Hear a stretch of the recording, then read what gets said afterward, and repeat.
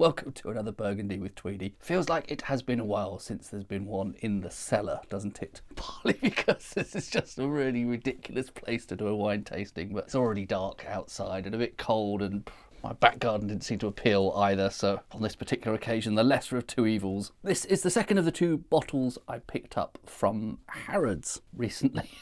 Completely sensible place to buy wine, of course. This actually was probably the one that originally caught my eye because this was on their website, listed on their website as well. It's a producer called Domaine de la Vougeraie. I think that's new to me. I don't think I've had anything from this producer before. And it has a lieu-dit, a named vineyard, La Justice, which is a vineyard in Gevrey, Chambertin I've encountered multiple times before. This is at least the third different producer, possibly even the fourth, that I've had a wine from that vineyard from. The still most memorable example for me was Antonin Guillon's wine from La Justice from Gevrey Chambertin. I think it was a 2017 vintage sold in Jeroboam's. I thought was absolutely spectacular. Other producers have been very, very different, so it's hard. I kind of hoped having multiple different wines from different producers but the same vineyard might have given me some insight into what was special about that particular vineyard, but I think so far it's just sort of made me sceptical about the whole business of this particular vineyard has something that these other vineyards don't. You know, the whole idea of terroir at that level. Did I show you the back? It looks like they are, I think it says they're an organic producer. I can't really read in this light. And it also has the price on the back there as well, if you're interested. Not quite the bargain that Eau du Coquard was the other day. Let's see what it's like. Well, it's quite possibly that horrible light fitting I have to have on the camera so you can actually see me. It's looking quite pale at first glance. I'd say it's probably just because it's got a bright light shining through it. I don't know, perhaps sort of middling to slightly pale. As I probably always say, this makes for a terrible environment to nose wine because there's so many sort of musty background aromas in here. The first nose there, pre any swirling, really juicy berry fruit. Not exactly the norm either, quite a sweet smelling, probably strawberry, very, very ripe strawberry, sort of almost candied strawberry flavoured sweets sort of aroma, or a sort of strawberry mousse, something like that. Almost confected sort of strawberry sort of smell. Confected sounds bad, doesn't it? It sounds artificial, but strawberry that's been made into some sort of dessert. Not really jammy as such, but yeah, strawberry mousse, something like strawberry parfait, something along those lines. Interesting. All right, see how that changes with a bit of a swirl. Oh, that's surprising. Some of the sense of sweetness seems to have gone away.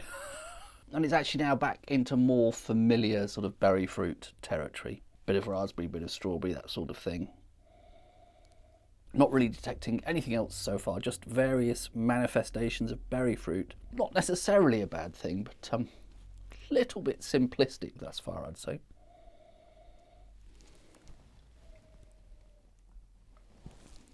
Well, on the palate, again, mostly sort of juicy, lots of berry juice there. Fairly bold acidity, I would say. Sort of towards the lighter side, I would say here, in terms of weight, body, which would go hand in hand with something that's mostly giving kind of berry fruit character like that.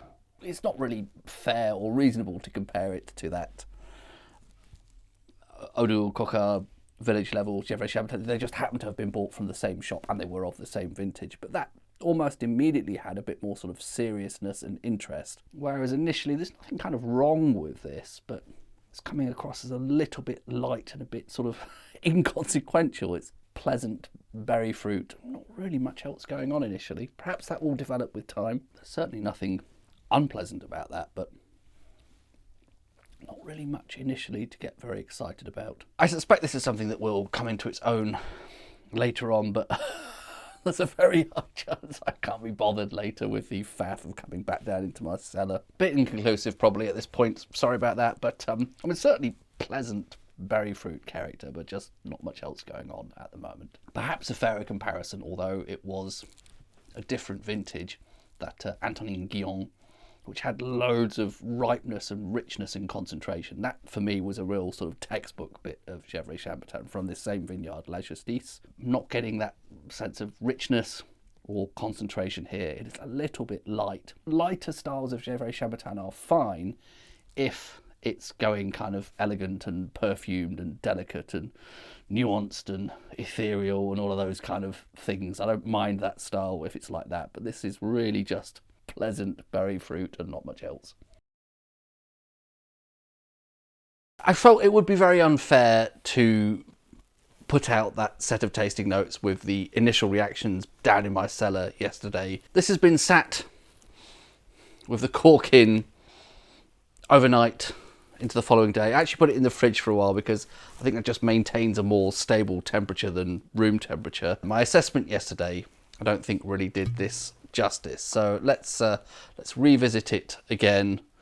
Still, the nose is overall sort of soft, gentle berry fruit. It's not immediately what I would consider to be classic Gevrey Chambertin. And if I have to pin down what particular berry fruit that is, raspberries, bit of blueberry maybe, and I think I was talking about strawberries a lot yesterday.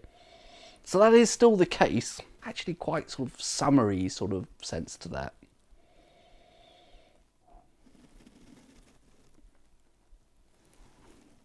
And then on the palate, really soft, but I don't want to conflate that with light.